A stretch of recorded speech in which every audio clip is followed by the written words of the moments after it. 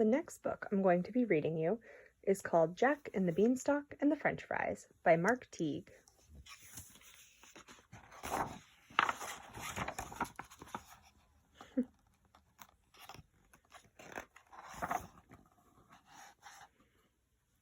Jack lived with his mother in a small house at the edge of a village.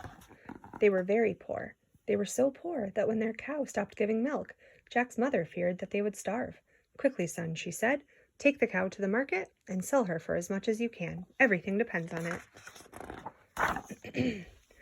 Jack headed off with the cow in tow. After a while, he stopped to rest, and when he did, a stranger appeared.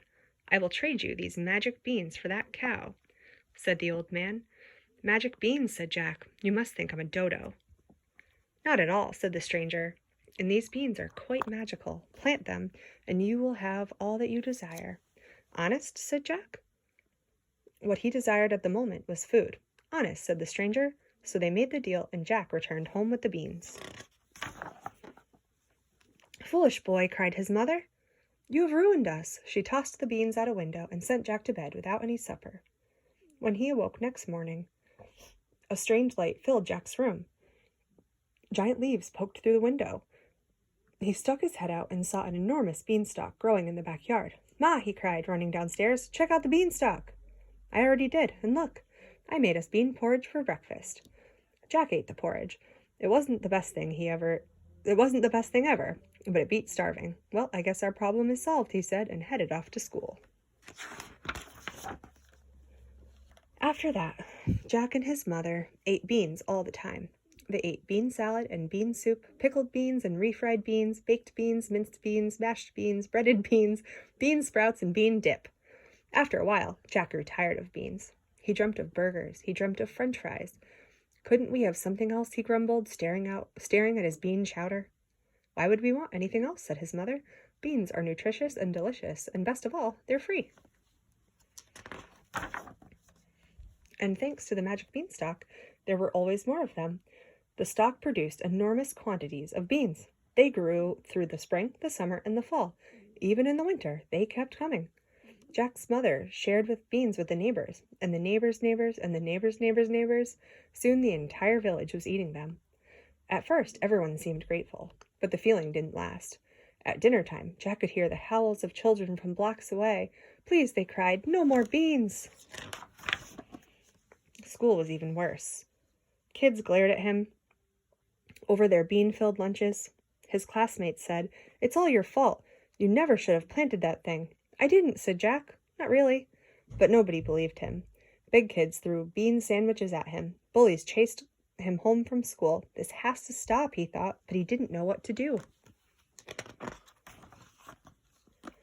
On his birthday, Jack was given a bean bag, a bean shooter, and a slice of bean cake topped with a dollop of ice bean. "That does it," he thought as he lay in bed. "The beanstalk has to go." Next morning, he grabbed a hatchet and stomped outside. He was about to give the stalk a good whack when the old stranger appeared once again. "Wait," said the old man.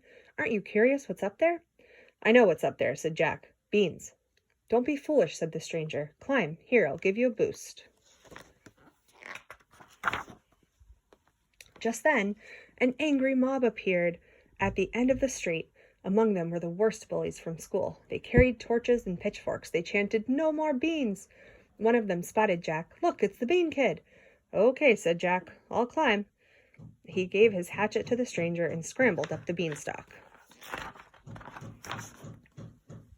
Up and up he went, until the village looked small below him.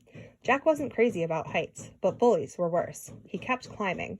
The beanstalk disappeared into a cloud. He realized he was hungry for anything other than beans, but there was nothing to eat and no way to go but up. Finally, the beanstalk arrived at the top of a cliff. From there, a path wandered off into the distance. Jack followed the path until he came to the front door of a huge castle. Hunger made him bold. "There must be food in here," he thought as he slipped inside. Jack wandered gloomy hallways until he came to an immense kitchen. A giant woman stood at a wooden table. She was canning beans. "Ugh," said Jack. "What are you doing here?" she cried, dropping her can. "I was hoping for something to eat." "Silly boy, don't you know where you are? My husband is a giant twice as big as me, and lately he's been very grumpy."